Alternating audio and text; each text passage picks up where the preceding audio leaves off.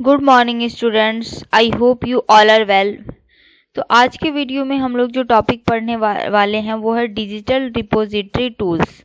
तो आज हम लोग समझेंगे कि डिजिटल डिपॉजिटरी टूल्स कौन कौन से होते हैं, डिजिटल डिपॉजिटरी टूल्स क्या होता है और इससे हमारे यूजीसी नेट में किस टाइप के क्वेश्चन आ सकते हैं और किस टाइप का क्वेश्चन हमारे पेपर में पूछा जा चुका है।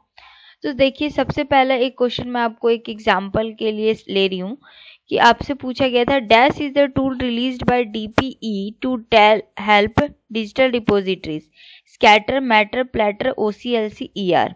तो देखिए, इस क्वेश्चन को हम लोग लास्ट में समझेंगे कि इस क्वेश्चन का आंसर क्या है। सबसे पहले हम लोग समझते हैं कि डिजिटल डिपॉजिटरी होता क्या है।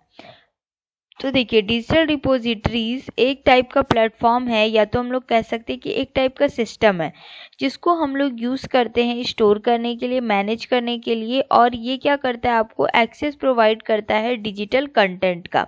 जैसे कि आपका डिजिटल कंटेंट में आ जाता है research paper, data sets, multimedia, या तो ये सारी चीज़ों को क्या करता है, आपको स्टोर करने का काम करता है डिजिटल डिपॉजिटरी टूल्स, मैनेज करने का काम करता है और आपको जो यूज़र्स हैं उसको एक्सेस प्रदान करता है। ये होता है डिजिटल डिपॉजिटरीज। अब हम लोग समझेंगे कि इन सारे कामों के लिए हम लोग को अलग अलग टाइप का क्या चाहिए, टूल्स चाहिए। तो हम लोग डिजिटल रिपोजिटरीज के लिए हम लोग अलग अलग जो टूल्स यूज़ करते हैं उसमें कौन कौन से टूल्स को हम लोग पढ़ते हैं वो हम लोग देखेंगे। तो देखिए, समझिए, सबसे पहला आता है कंटेंट मैनेजमेंट सिस्टम। मतलब कि हम लोग को कंटेंट अगर हमारा कुछ इस टाइप का है तो हम लोग उसके लिए हम किस टाइप का टूल्स यूज़ करते हैं। सबसे पहला आता है हमारा डी स्पेस। तो ये एक आपका ओपन सोर्स प्लेटफॉर्म होता है जिसको हम लोग एकेडमिक इंस्टीट्यूशंस में क्या करते हैं, यूज़ करते हैं। किस लिए, तो स्टोरेज करने के लिए, मैनेजमेंट करने के लिए, या तो बहुत सारे डिजिटल कंटेंट जो होते हैं उसके एक्सेस के लिए। क्योंकि एकेडमिक इंस्टीट्यूशंस में क्या होता है, हमारा जो डाटा होता है वो बहुत ज़्यादा होता है, तो इसको स्टोर करना सिस्टम क्या करती है, अगर हम ज़्यादा डाटा रखते हैं तो वो क्या हो जाता है कि हैंग होने लगते हैं। तो हम लोग एक अलग टाइप से क्या करते हैं, कुछ टूल्स को यूज़ करते हैं जिससे हमारे सिस्टम का क्या हो जाए, स्टोरेज बढ़ जाए और हम लोग आसानी से अपने कंटेंट को क्या कर सके, सेव कर सकें। फिर आता है आपका ई प्रिंट्स। ई प्रिंट्स क्या आता है, ये भी एक आपका ओपन सोर्स सॉफ्टवेयर है जो कि क्या करता है, आपको अलाउ करता है कि आपका जो इंस्टीट्यूशंस है that allows institutions to build repositories for research outputs। ये ई प्रिंट जो ओपन सोर्स सॉफ्टवेयर, ये आपके इंस्टीट्यूशंस को परमिशन देता है कि आप इस टाइप के रिपोजिटरीज को क्या कर सकते हैं, यूज़ कर सकते हैं। आपका जितना भी रिसर्च रिलेटेड जो भी है सारा चीज डाटा को क्या कर सकते हैं, आप इसमें स्टोर कर सकते हैं। फिर आपका आता है फेडोरा कॉमन्स। ये भी आपका एक ओपन सोर्स रिपोजिटरी फ्रेमवर्क है कि ये क्या करता है, ये आपको flexible management of digital content.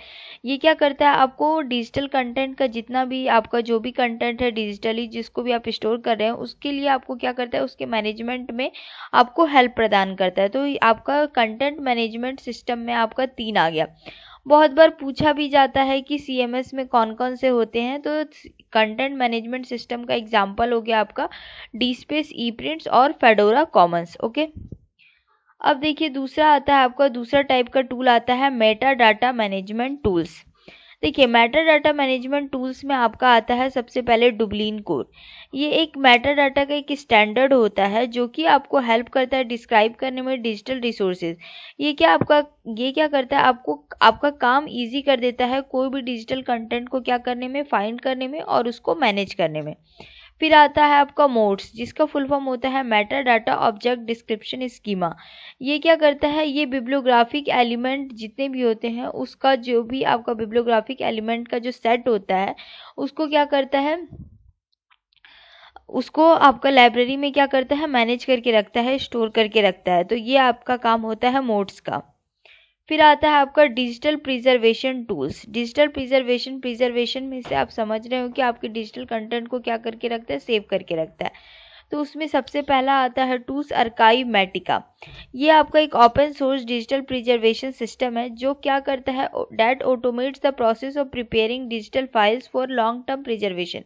ये क्या करता है, ऑटोमेटिक आपका जितना भी डिजिटल फाइल्स है उसको क्या कर देता है, इसमें आपको क्या करता है, इस जैसे आपने ये सॉफ्टवेयर अपने सिस्टम में डाला तो क्या करता है, डिजिटल फाइल्स जितना भी है वो ऑटोमेटिक क्या हो जाता है, इस सॉफ्टवेयर में चला जाता है और ये लॉन्ग टाइम के लिए क्या हो जाता है, प्रिजर्व हो जाता है। फिर आता है आपका दूसरा प्रिजर्विका। ये cloud hosted active digital preservation एक टाइप का क्या है, सॉफ्टवेयर है, जो कि क्या करता है, आपका जितना भी इंस्टीट्यूशंस में, आपके इंस्टीट्यूशंस में जो भी डिजिटल कंटेंट है उसको एक सेफ गार्ड प्रदान करता है, जिससे आपका डिजिटल कंटेंट क्या हो सके, आराम से लंबे टाइम तक क्या हो सके, प्रिजर्व हो सके। फिर आपका आता है प्लेटर। प्लेटर में क्या आता है, प्रिजर्वेशन। प्लेटर का फुल फॉर्म होता है पी से preservation, preservation, archiving and transmission of electronic records. देखिए प्रिजर्वेशन में क्या होता है कि ये एक टाइप का टूल है जो कि डिजिटल रिपोजिटरी को क्या करता है, डिजिटल रिपोजिटरी जितना भी आपका डिजिटल कंटेंट है उसको मैनेज करने का काम, प्रिजर्व करने का काम, और साथ में जितना भी आपका इलेक्ट्रॉनिक रिकॉर्ड्स है उसको ट्रांसमिट, मतलब एक सिस्टम से दूसरे सिस्टम में सेंड करने के बाद भी प्रिजर्व करने का काम कौन करता है, आपका प्लेटर। तो यही आपका क्या था, डीपीई डिजिटल डिपोजिटरी के बारे में पूछ रहा था। अब देखिए, तो देखिए प्लेटर के बारे में आप क्या, यही आपसे फर्स्ट क्वेश्चन में जो पूछा गया था, यही पूछा गया था कि कौन सा टूल आपका जो है डीपीई के द्वारा दिया गया है डिजिटल डिपोजिटरी में, तो वो क्या था, प्लेटर। तो प्लेटर एक ऐसा टूल है जो कि हेल्प करता है डिजिटल डिपोजिटरी को, जो कंटेंट आपका उसको मैनेज करने का काम करता है, प्रिजर्व और ट्रांसमिट करने का काम करता है। और प्लेटर जो टूल है वो रिलीज किया गया था डिजिटल प्रिजर्वेशन यूरोप के द्वारा, जिसका शॉर्ट फॉर्म होता है डीपीई। तो यहाँ पे जो फर्स्ट क्वेश्चन था जो हमारे एक बार यूजीसी नेट में आ चुका है इसी बार के, तो देखिए यहाँ पे क्वेश्चन था dash is the tool released by DPE, मतलब ऐसा कौन सा टूल है जो कि रिलीज किया गया डीपीई के द्वारा टू हेल्प डिजिटल डिपोजिटरी को मदद करने में। पहला ऑप्शन दिया स्कैटर, फिर मैटर, फिर प्लेटर, फिर OCLC-ER। देखिए तो अभी हम लोग इसका आंसर समझेंगे। ये अभी हमने पढ़ा कि इसका आंसर होगा प्लेटर। अभी देखिए प्लेटर का फुल फॉर्म हम लोगों ने पढ़ा, ये क्या करता है, हेल्प करता है मैनेजमेंट में डिजिटल डिपोजिटरीज को। उसके बाद देखिए स्कैटर क्या होता है, स्कैटर कोई भी डिजिटल डिपोजिटरी से रिलेटेड नहीं है, लाइब्रेरी साइंस से रिलेटेड नहीं है। एक सिंपल से स्कैटर का मतलब होता है स्प्रेडिंग। मैटर भी आपका डिजिटल डिपोजिटरी से रिलेटेड नहीं है, ये केमिस्ट्री का टर्म है, तो मैटर भी आपका कोई इस चीज़ से, सब्जेक्ट से रिलेटेड नहीं है। फिर आपका आता है OCLC-ER। तो OCLC का फुल फॉर्म होता है ऑनलाइन कंप्यूटर लाइब्रेरी सेंटर, और ER आपका इलेक्ट्रॉनिक रिसोर्सेज। तो OCLC एक ग्लोबल लाइब्रेरी कोऑपरेटिव है जो कि क्या करता है, आपको टेक्नोलॉजी को शेयर करने में हेल्प करता है, रिसर्च और कम्युनिटी प्रोग्राम्स को क्या करता है, शेयर करने में, प्रोवाइड करवाने में आपको हेल्प करता है। तो OCLC पे भी मैंने एक डिटेल लेक्चर लिया हुआ है, मैं उसका लिंक क्या करूँगी आपको डिस्क्रिप्शन बॉक्स में डाल दूँगी, जिसको भी OCLC के बारे में डिटेल से पढ़ना होगा वो पढ़ सकते हैं। तो अभी हम लोगों ने समझ लिया कि प्लेटर क्या होता है। तो प्लेटर एक टूल है जो कि किसके द्वारा दिया गया है, डिजिटल प्रिजर्वेशन यूरोप डीपीई के द्वारा। ठीक है, अब आगे आता है जो टूल्स है वो है data harvesting and integration tools. ठीक है, तो देखिए सबसे पहले हम लोग समझेंगे कि डाटा हार्वेस्टिंग क्या होता है। तो data harvesting is the process of automatically collecting large amounts of information from various sources like websites और database. This information is often gathered for analysis, research और to use in other applications. देखिए data harvesting का simple मतलब ये होता है कि आप बहुत सारा इंफॉर्मेशन क्या कर रहे हैं, अलग अलग रिसोर्सेज से, अलग अलग सोर्सेज से क्या कर रहे हैं, कलेक्ट करके रख रहे हैं। चाहे वो सोर्स आपका वेबसाइट से क्यों ना हो, कोई अलग डाटा बेसिस क्यों ना हो, और इस इंफॉर्मेशन को आप अपने पास जमा करने के बाद क्या करेंगे, उसको एनालाइज करके उसको रिसर्च में या तो कोई अदर एप्लीकेशंस में आप क्या कर सकते हैं, यूज़ कर सकते हैं। तो ये एक सिंपल टाइप का अगर हम लोग समझे तो एक शॉर्ट फॉर्म में अगर हम इजी लैंग्वेज में समझेंगे तो डाटा हार्वेस्टिंग का मतलब होता है जैसे हम लोग बहुत सारे अलग अलग ट्रीज से क्या करते हैं, बहुत सारे फ्रूट्स को, अलग अलग फ्रूट्स को पिक करके तोड़ के क्या करते हैं, अपने एक बास्केट में रख लेते हैं। सेम वही मतलब होता है कि डाटा हार्वेस्टिंग का मतलब होता है अलग अलग सोर्सेज से, जैसे कि वो सोर्स आपका वेबसाइट हो गया, डाटाबेस हो गया, या तो कोई गूगल के कोई किसी साइट से आप क्या कर रहे हैं, सर्च करके अलग अलग टाइप के इन्फॉर्मेशन को गैदर कर रहे हैं, फिर उसको आप एनालाइज करके अपने रिसर्च या तो अदर एप्लीकेशंस में यूज़ करेंगे। तो ये कहलाता है आपका डाटा हार्वेस्टिंग। अब देखिए डाटा हार्वेस्टिंग और इंटीग्रेशन टूल्स में आपका कौन कौन सा टूल आता है। पहले आपका आता है OAI-PMH। इसका फुल फॉर्म होता है open archives initiative protocol for Meta data harvesting. ये प्रोटोकॉल आपका क्या करता है, कलेक्ट करने में, रिकॉर्ड्स को कलेक्ट करने में क्या करता है, हेल्प करता है। कहाँ से, तो बहुत सारा जो रिपोजिटरीज है वहाँ, और उन सब रिपोजिटरीज से क्या करता है, डाटा को कलेक्ट करने में हेल्प करता है। और क्या करता है, मेकिंग देम, और इन सबको एक सेंट्रलाइज लोकेशन प्रदान करता है ताकि यूजर्स क्या कर सके, आराम से इस टूल्स के माध्यम से क्या कर सके, इंफॉर्मेशन को यूज कर सके। फिर आता है आपका एक शॉर्ट का फुल फॉर्म होता है simple web service offering repository deposit. ये क्या करता है, protocol that allows for the deposit of content from one location to another. तो शॉर्ट क्या करता है, ये एक टाइप का प्रोटोकॉल है जो कि आपको यूजर्स को परमिशन देता है कि आप अपने कंटेंट को एक जगह जहाँ पे आप जमा किए उसको आप क्या कर सकते हैं, डिपॉजिट ऑफ कंटेंट आप एक लोकेशन से दूसरे लोकेशन पे भी क्या कर सकते हैं, उसको जमा करके रख सकते हैं, उसको सेव करके रख सकते हैं। तो शॉर्ट का काम ये होता है। अब देखिए नेक्स्ट आपका आता है एक्सेस एंड डिस्कवरी टूल्स। इसमें आता है आपका ओपन सर्च और वीयू फाइंड।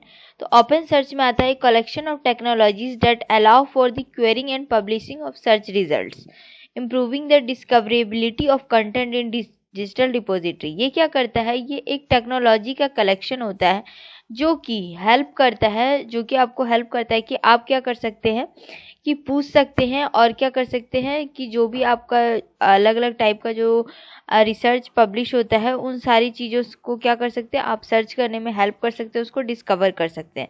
फिर आपका आता है व्यू फाइंड। ये एक टाइप का ओपन सोर्स लाइब्रेरी रिसोर्स है, पोर्टल है जिसको ईजिली डिज़ाइन किया गया है users to search and browse all of libraries. Users क्या कर सकते हैं, इस पर सर्च कर सकते हैं और यूज़ कर सकते हैं लाइब्रेरी के सारे रिसोर्सेज को। तो व्यू फाइंड ये होता है, मतलब सिंपल से आपको एक्सेस एंड डिस्कवरी टूल्स में ये समझना है कि यहाँ पे आप क्या कर सकते हैं, यहाँ पे आप इस टूल्स को यूज़ करने पे आप अलग अलग लाइब्रेरी के जितने भी रिसोर्सेज हैं उसको यूज़ कर सकते हैं, किस तरीके से, सर्च करके। फिर आपका आता है डिजिटल राइट मैनेजमेंट टूल्स, जिसको हम लोग बोलते हैं डीआरएम टूल्स। तो डीआरएम टूल्स में आपका सबसे पहले आता है लॉकस। लॉकस का फुल फॉर्म होता है lots of copies keep stuff safe. ये एक टाइप का P2P नेटवर्क है that ensures library can preserve access to their digital content by keeping multiple copies. LOCKSS क्या करता है कि एक डिजिटल कंटेंट का बहुत सारा मल्टीपल कॉपीज़ रखता है और ये इंश्योर करता है कि मल्टीपल कॉपीज़ रखने से क्या होगा कि आपका, अगर मान लीजिए आप सिंगल रखेंगे कोई भी डाटा को, वो डिलीट हो गया तो ख़त्म हो गया। तो लॉकस क्या करता है, लॉकस एक ऐसा टूल है जो कि एक डिजिटल कंटेंट का मल्टीपल कॉपीज़ रखता है जिससे आपका डाटा क्या हो सकता है, ज़्यादा सेफ रह सकता है। फिर आपका आता है rightstatement.org। ये एक टाइप का क्या है, provides standardized statement about copyright and usage of rights of digital objects, ensuring that users are aware of how they can use the repositories content.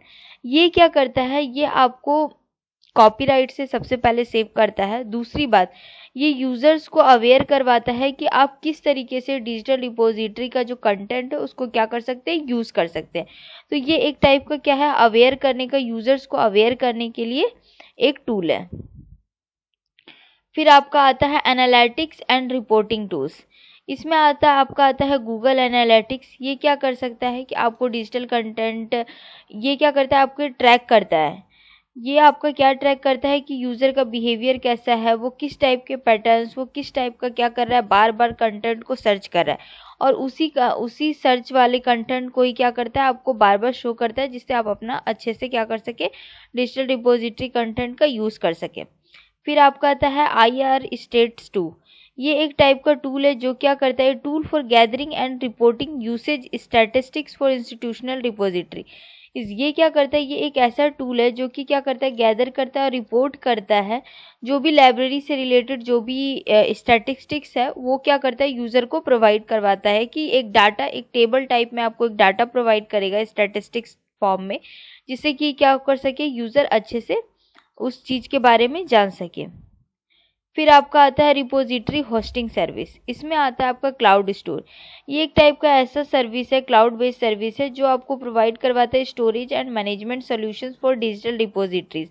ये क्या करता है कि आपको स्टोरेज प्रोवाइड करवाएगा। उसके बाद से आपको मैनेजमेंट सोल्यूशन कि आप किस तरीके से डिजिटल कंटेंट को मैनेज कर सके उसके बारे में आपको क्या करेगा, ये आपको सर्विस प्रदान करेगा।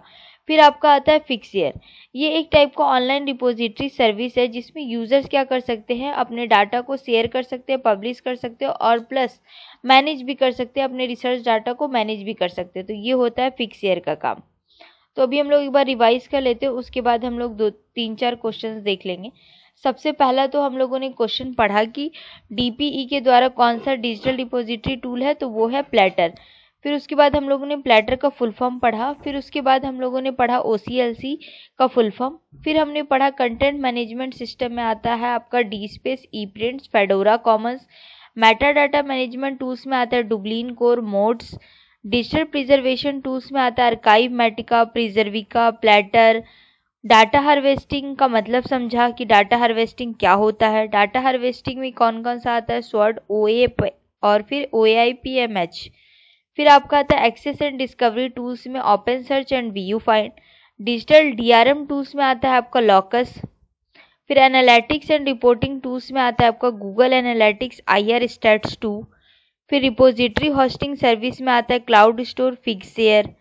अब देखिए हम लोग इससे रिलेटेड, इस टॉपिक से रिलेटेड अलग अलग क्वेश्चंस पढ़ेंगे जो हमारी UGC नेट में आ चुका है। तो हमारा फर्स्ट क्वेश्चन है, which of the following is an open source software used for building digital repository, Microsoft share point, DSpace, Google drive, Dropbox. Question पूछ रहा है कौन सा इसमें से ओपन सोर्स सॉफ्टवेयर है जिसको हम लोग हेल्प करते हैं, जिसको हम लोग यूज़ करते हैं डिजिटल डिपॉजिटरी टूल्स बनाने में। तो इसका आंसर है आपका DSpace। तो DSpace एक पॉपुलर ओपन सोर्स सॉफ्टवेयर है जो कि इस प्लेटफॉर्म को हम लोग यूज़ करते हैं किस में बनाने में, डिजिटल डिपॉजिटरीज को हम लोग क्या करते हैं में यूज़ करते हैं। ये एक्सेस ज़्यादातर आपका एकेडमिक में यूज़ होता है, किस लिए, तो research academic and research institutions में यूज़ होता है ताकि हम लोग मैनेज कर सके, एक्सेस कर सके डिजिटल कंटेंट, जैसे कि आप हो गया आर्टिकल्स, हो गया थीसिस, हो गया डाटा सेट्स, हो गया ये सब। फिर क्वेश्चन नंबर 2 है, which of the following Meta data standards is commonly used in digital depository. कौन सा इसमें से मेटा डाटा स्टैंडर्ड आपका ज़्यादातर यूज होता है डिजिटल डिपॉजिटरीज में, mark, Dublin core, ISO 9001 XML। तो कौन सा मेटा डाटा आपका यूज होता है, तो वो है डुब्लिन कोर। तो देखिए डुब्लिन कोर एक मेटा डाटा है जो कि आपका ज़्यादातर यूज होता है किसमें, डिजिटल डिपॉजिटरी में। बाकी मार्क आपका लाइब्रेरी कैटलॉगिंग में यूज़ होता है, ISO 9001 जो एक क्वालिटी मैनेजमेंट स्टैंडर्ड है, और XML क्या है, एक आपका मार्कअप लैंग्वेज है। ये दोनों आपका मेटा डाटा स्टैंडर्ड नहीं है, ठीक है। उसके बाद आता है question number 3, what is the main purpose of A digital depository in A library setting. बोला है कि लाइब्रेरी सेटिंग में आपका डिजिटल डिपॉजिटरी का मेन पर्पस क्या है, इंटरनेट एक्सेस प्रोवाइड करवाना, archive and preserve digital content, revenue generate करना, ये फिजिकल बुक्स को रिप्लेस करना। तो इसका आंसर है हम लोग को क्या करना होता है, archive and preserve digital content को प्रिजर्व करने के लिए हम लोग लाइब्रेरी में डिजिटल डिपॉजिटरी टूल्स का यूज करते हैं। क्वेश्चन नंबर 4 है, which digital depository software is commonly associated with the Fedora Commons framework. कौन सा डिजिटल डिपॉजिटरी सॉफ्टवेयर जो हम लोग ज़्यादातर यूज़ करते हैं किसके साथ, फेडोरा कॉमन फ्रेमवर्क के साथ, ईप्रिंट्स, इविनियो, कंटेंट DM या इज़लैंडोरा। तो वो है आपका क्या, इज़लैंडोरा। तो इज़लैंडोरा एक डिजिटल डिपॉजिटरी सॉफ्टवेयर है जो कि आपका फेडोरा कॉमन के साथ मिलके और विथ ड्रूपल के साथ मिलके हम लोग क्या करते हैं, कंटेंट मैनेजमेंट सिस्टम में इसको और पावरफुल बनाते हैं ताकि हमारा डिजिटल एक्सेस, जो भी हमारा डिजिटल कंटेंट है वो हमारा क्या सके, अच्छे से प्रिजर्व हो सके। फिर आता है आपका question number 5, which depository software is developed by CERN for open access to scientific data and publications. कौन सा डिपॉजिटरी सॉफ्टवेयर आपका डेवलप किया गया है सीरन के द्वारा, किस लिए, तो साइंटिफिक डाटा एंड पब्लिकेशंस का ओपनली एक्सेस देने के लिए, DSpace, फेडोरा, इनविनियो या ग्रीनस्टोन। तो वो कौन सा रिपोजिटरी सॉफ्टवेयर है, तो वो है इनविनियो। तो इनविनियो आपका एक open source digital depository software है जिसको किसके द्वारा डेवलप किया गया है, सीरन के द्वारा। यह आपको प्रोवाइड करवाता है ओपन एक्सेस किसमें के लिए, तो साइंटिफिक डाटा और पब्लिकेशंस के लिए। यह आपको वाइडली यूज होता है एकेडमिक एंड रिसर्च इंस्टीट्यूशंस में ग्लोबली। बाकी आपका DSpace, fedora and green stone है, ये जो अदर डिपॉजिटरी प्लेटफॉर्म से ये CNN के द्वारा डेवलप नहीं किए गए। फिर आता है question number 6, which organization developed the locus system. कौन सी ऑर्गेनाइजेशन ने लोकस सिस्टम को बनाया? University of Oxford, Stanford university, MIT, library of Congress. तो लोकस सिस्टम किसने बनाया है? तो वो है स्टैनफोर्ड यूनिवर्सिटी। क्वेश्चन नंबर 7 है, what does locus stand for in the context of digital preservation. Locus किस लिए स्टैंड करता है? Logical operation control system software, lots of copies keep stuff safe, local copies keep storage safe, long operation in computer security system. तो locus का full form है आपका lots of copies keep stuff safe, B number. फिर देखिए question number 8 है, which of the following formats is most commonly associated with DRM protection? PDF, XML, TXT या HTML। देखिए पूछ रहे कौन सा फॉर्मेट हम लोग ज़्यादातर यूज़ करते हैं DRM मतलब डिजिटल रिपोजिटरी मैनेजमेंट टूल्स में। तो ये आपका आता है कौन सा? तो वो आपका है PDF। तो PDF को हम लोग किस में यूज़ करते हैं? ज़्यादातर DRM में यूज़ करते हैं ताकि हमारा कॉपी ना हो सके, हमारा जो भी कंटेंट है वो कॉपी ना हो सके। प्रिंटिंग में भी हम लोग उसको क्या कर देते हैं? रिस्ट्रिक्ट कर देते हैं, फिर कॉपी भी नहीं हो सकता, आसानी से शेयरिंग भी नहीं हो पाता है। तो हम लोग ज़्यादातर इसका जो हमारा फॉर्मेट होता है वो PDF में होता है। हम लोग एक बार रिवाइज कर लेते हैं क्विक रिवीजन कि हम लोगों ने आज क्या क्या पढ़ा। आज हम लोगों ने पढ़ा है डिजिटल डिपॉजिटरी टूल्स क्या होता है। डिजिटल डिपॉजिटरी टूल्स के बारे में हम लोगों ने सबसे फर्स्ट एक क्वेश्चन पढ़ा जो हमारे पिछले बार UGC नेट में आया हुआ है। उसके बाद हम लोगों ने प्लेटर का फुल फॉर्म पढ़ा और ये पढ़ा कि प्लेटर किसके द्वारा आया है? तो DPE के द्वारा। उसके बाद हम लोगों ने पढ़ा कि OCLC का फुल फॉर्म। फिर हम लोगों ने पढ़ा कि डिजिटल डिपॉजिटरी क्या होता है। कंटेंट मैनेजमेंट सिस्टम के एग्जाम्पल्स में हम लोगों ने DSpace, ePrints, फेडोरा कॉमन पढ़ा। मेटा डाटा मैनेजमेंट टूल्स में हम लोगों ने मॉड्स का फुल फॉर्म पढ़ा, Meta data object description scheme. Digital preservation tools में हम लोगों ने पढ़ा है 4। पहला तो आता है आपका प्लेटर, प्रिजर्विका, आर्काइव, मैटिका। और दूसरा हम लोगों ने ये पढ़ा कि प्लेटर किसके द्वारा दिया गया है? Digital preservation Europe. बाकी आप प्लेटर का फुल फॉर्म भी याद रखिएगा। डाटा हार्वेस्टिंग का मतलब हम लोगों ने समझा। फिर इसमें हम लोगों ने टूल्स पढ़ा, AIPMH, SWORD। फिर उसके बाद हम लोग एक्सेस एंड डिस्कवरी टूल्स हम लोगों ने देखा। डिजिटल राइट्स मैनेजमेंट, DRM का फुल फॉर्म होता है डिजिटल राइट्स मैनेजमेंट। इसमें आता है आपका लॉकस। लॉकस का फुल फॉर्म याद रखिएगा, बहुत बार UGC नेट में लॉकस का फुल फॉर्म पूछा जा चुका है, तो लॉकस का फुल फॉर्म इंपॉर्टेंट है। फिर उसके बाद हम लोगों ने बाकी सारे टूल्स देखे। पहला क्वेश्चन पढ़ा, टोटल 8 क्वेश्चन हम लोगों ने इस टॉपिक से रिलेटेड किया है। बाकी अगर आप लोग को अगर और कोई टॉपिक लाइब्रेरी साइंस से रिलेटेड पढ़ना हो तो आप लोग मेरे इंस्टाग्राम पे मैसेज कर सकते हैं या तो टेलीग्राम चैनल पे भी बोल सकते हैं कि मैम ये टॉपिक समझा दीजिए, मैं उस पर आपको एक डिटेल वीडियो बना के अपलोड कर दूँगी। तो थैंक यू स्टूडेंट्स, मिलते हैं नेक्स्ट वीडियो में। तब तक हंसते रहिएगा, पढ़ते रहिएगा और चैनल को लाइक से सब्सक्राइब करना बिल्कुल मत भूलिएगा। Thank you.